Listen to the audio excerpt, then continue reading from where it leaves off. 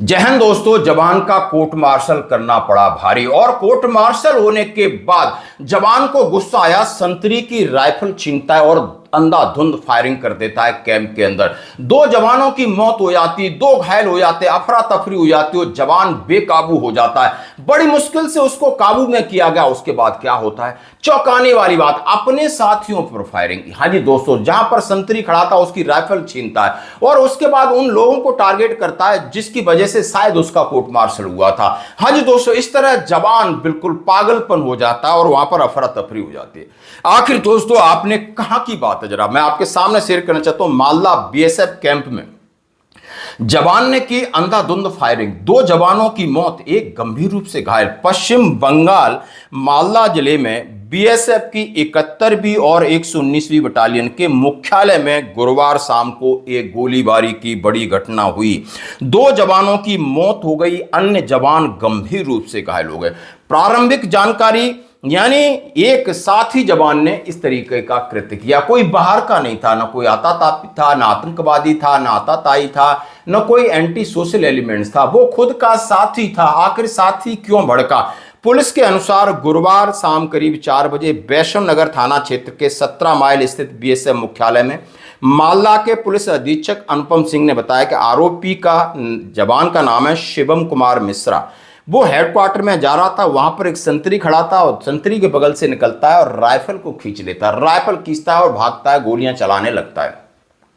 और जहां पर संतरी कुछ गार्ड कमांडर सो रहे थे, रेस्ट रूम था, उसमें घुस जाते हैं। दो जवानों की मौत हो जाती है, कई दो का इलाज जारी है। डॉक्टरों ने दो जवानों को मृत घोषित किया। उनकी पहचान अजय कुमार सिंह 51 साल का, निवासी मांझी सारण बिहार। दूसरा सुरेश दुर्गु अंबाड़कर 36 साल का, निवासी गढ़चिरौली महाराष्ट्र। घायल जवान की पहचान हेड कांस्टेबल विकास ब्रह्मा 44 साल का, पश्चिम बंगाल का रहने वाला।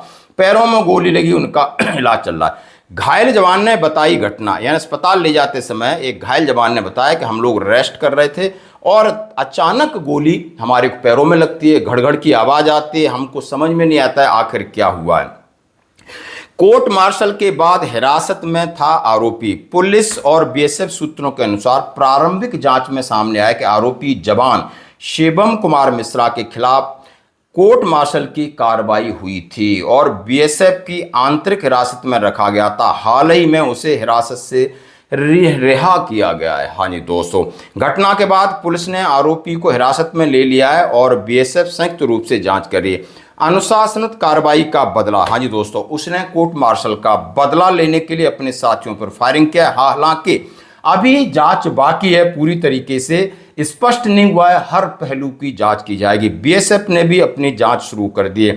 तो दोस्तों, ये कितनी गंभीर घटना है। घटना के बाद बीएसएफ परिसर में सुरक्षा व्यवस्था, सतर्कता बढ़ा दी गई है। क्या होगा उस सुरक्षा व्यवस्था का, क्या होगा जब सतर्कता का, जब खुद का साथी इतना बेकाबू हो रहा है, क्या उसके साथ अन्याय हुआ होगा? आखिर उसने क्या बदला लिया होगा? क्यों उसके दिमाग में ऐसा आया? यानी हेडक्वार्टर में जहां संतरी एक खड़ा हुआ, उसकी राइफल, सर्विस राइफल छीनता है और इस तरीके से फायरिंग करता। और जहां पर फायरिंग कर रहा है, कुछ गार्ड कमांडर और संतरी रेस्ट कर रहे थे। जहां पर आपने देखा होगा 51 साल वाला एक हवलदार है, यानी और दूसरे सिपाही हैं हेड कांस्टेबल विकास ब्रह्मा, जिसको पैरों में चोट लगी। यानी कहीं ना कहीं कुछ न कुछ तो अंदर था और लगभग ऐसी इंसिडेंट होते रहते हैं। बहुत दिनों बाद ये इंसिडेंट हुआ है और हम बिल्कुल उम्मीद करते हैं कि सेना हो या पैरामिलिट्री फोर्सेस हो, ये कहीं भी डिस्क्रिमिनेशन होता है, किसी के साथ अन्याय होता है, किसी को दबाया जाता है। अब वो वक्त नहीं है कि कोई, उनका ना पेशेंस लेवल है, कोई ये चीज़ें बर्दाश्त नहीं करता है। बर्दाश्त की सीमा खत्म हो गई है दोस्तों, और कहीं ना बहुत ज़्यादा आपको सावधानी से काम लेना होगा। तो ये घटना कहीं ना कहीं हमें सबक और सीख दे के जाती। धन्यवाद।